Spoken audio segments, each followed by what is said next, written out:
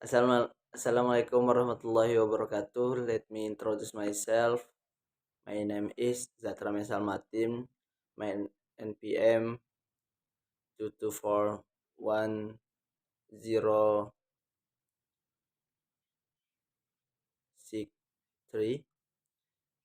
I'm from management class 22C.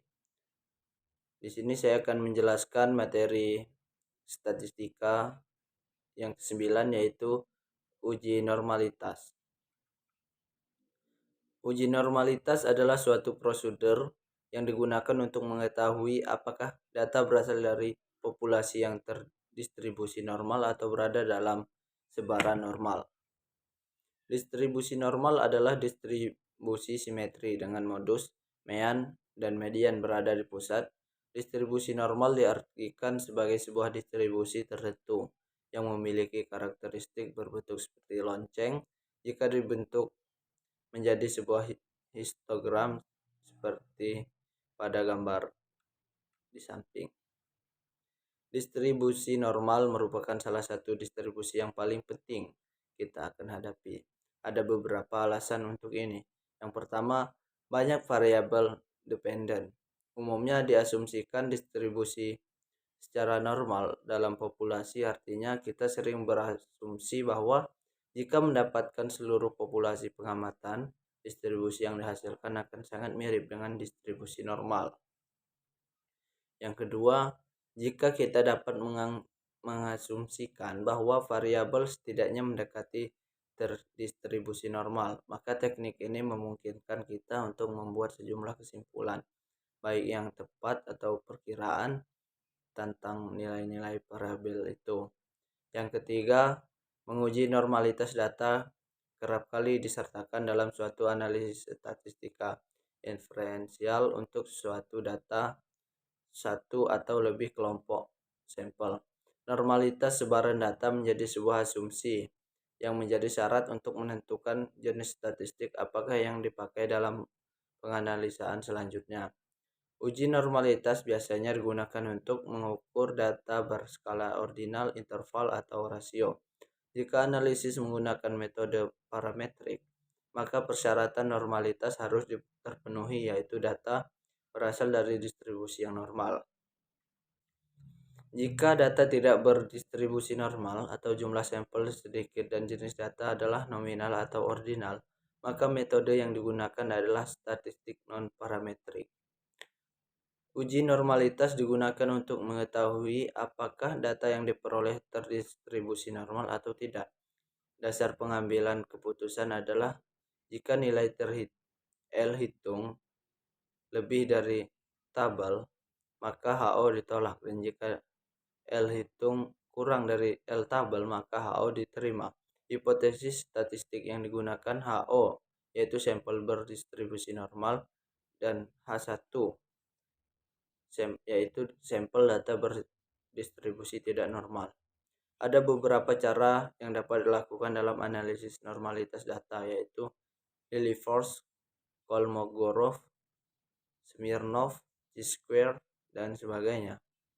Macam-macam uji normalitas. Yang pertama yaitu uji grafik.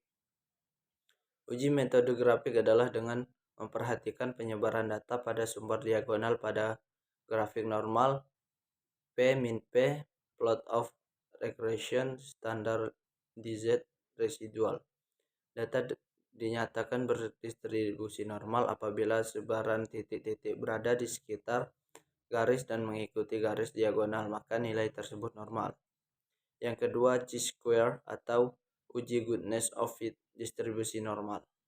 Metode Chi-square atau X2 untuk uji goodness of fit distribusi normal menggunakan pendekatan penjumlahan penyimpangan data observasi setiap kelas dengan nilai yang diharapkan. Uji square seringkali digunakan oleh para peneliti sebagai alat normalitas. Persyaratan metode square atau uji goodness of fit distribusi normal: data tersusun berkelompok atau dikelompokkan dalam tabel distribusi frekuensi, cocok untuk data dengan banyaknya angka besar atau N lebih dari 30. Setiap sel harus terisi, yang kurang dari 5 digabungkan. Yang ketiga, Kolmogorov-Smirnov. Metode Kolmogorov-Smirnov tidak jauh beda dengan metode Lilliefors. Langkah-langkah penyelesaiannya dan penggunaan rumus sama namun pada signifikan yang berbeda. Signifikasi metode Kolmogorov-Smirnov menggunakan tabel pembanding Kolmogorov-Smirnov, sedangkan metode Lilliefors menggunakan tabel pembanding metode Lilliefors. Persyaratan data berskala interval atau rasio atau kuantitatif. Data tunggal atau belum dikelompokkan pada tabel distribusi frekuensi. Dapat untuk n besar maupun n kecil. Keempat, Lilliefors. Metode Lilliefors menggunakan data dasar yang belum diolah dalam tabel distribusi frekuensi. Data ditransformasikan dalam nilai Z untuk dihitung luasan kurva normal sebagai probabilitas kumulatif normal. Persyaratan data berskala interval atau rasio atau kuantitatif, data tunggal atau belum dikelompokkan pada tabel distribusi frekuensi, dapat untuk n besar maupun n kecil. Yang kelima, Shapiro-Wilk. Metode Shapiro-Wilk menggunakan data dasar yang belum diolah dalam tabel distribusi frekuensi. Data diurut kemudian dibagi dalam dua kelompok untuk dikonversi dalam Shapiro-Wilk.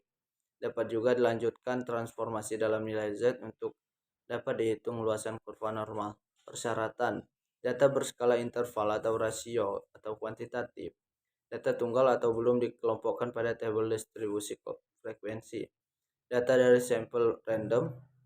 Oke, thank you for listening. Saya akhiri. Wassalamualaikum warahmatullahi wabarakatuh.